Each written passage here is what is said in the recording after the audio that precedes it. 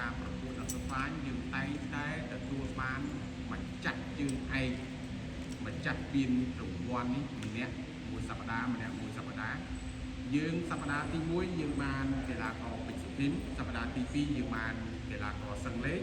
សប្តាហ៍ទី3យើងបានកីឡាករភក្តីដារីនសប្តាហ៍ទី4យើងបានកីឡាករគុនដុល្លារហើយសប្តាហ៍ទី5កន្លងផុតទៅនេះយើងរកឃើញម្ចាស់ពានមួយរូបទៀតបានទៅដល់កីឡាករចិត្តសុភីឥឡូវនេះសប្តាហ៍ទី6យើងរកបេក្ខភាពចំនួន4រូបមកទៀតដើម្បីទៅដើមពាននេះคล้ายទៅជាម្ចាស់ពានដើម្បីត្រៀមប្រកួតទៅដើមខ្សែក្បាត់ជាបន្តហើយចង់បញ្ជាក់ទូទស្សនិកជននៅបានជ្រាបផងដែរថាសង្វៀនខេមរៀមម៉ាហ្វៃវត្តមានមកដល់សប្តាហ៍ថ្ងៃនេះកើតតាំងពីថ្ងៃទី27ខែ10ឆ្នាំ2019ឥឡូវមកដល់ថ្ងៃនេះចូល6ឆ្នាំហើយបងប្អូនឥឡូវនេះគឺជាការប្រកួតដើម្បីដណ្ដើមពានហើយដើម្បីរកយើងឯងចំនួន8រូបឆ្ពោះទៅដណ្ដើមខ្សែក្បាច់ឥឡូវនេះ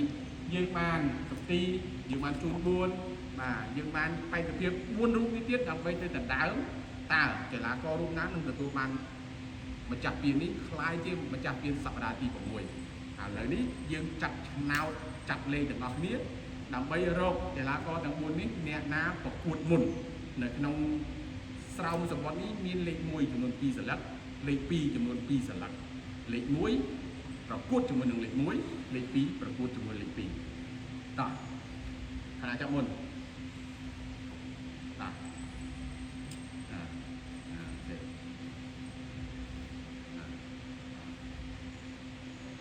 តោះបើកហើយបកគលរូបទៅកាមេរ៉ាតើកីឡាកររូបណាទទួលលេខ2ជួបមួយលេខ2បាទលេខ1ជួន4បាទជាមួយនឹងខាងនេះតោះ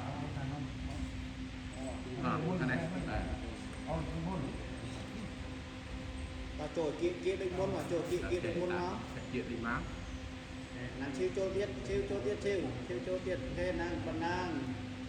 បាទទូនឹងយន្តយើងត្រួយជួបគ្នានៅថ្ងៃស្អែកនៅលើសង្វៀនខេមរៀមម៉ាស់ម៉ៃវេលាម៉ោង3រសៀលតទៅបងប្អូនទូនឹងយន្តដែលមិនទាន់បានអញ្ជើញចូលរួមទស្សនាថ្ងៃស្អែកឲ្យបានច្រើនកកទាំងអស់គ្នាតើកីឡាករទាំង4រូបនេះអ្នកណាខ្លាយជាម្ចាស់ពានមិនត្រឹមតែប៉ុណ្ណោះក៏យើងមានគូ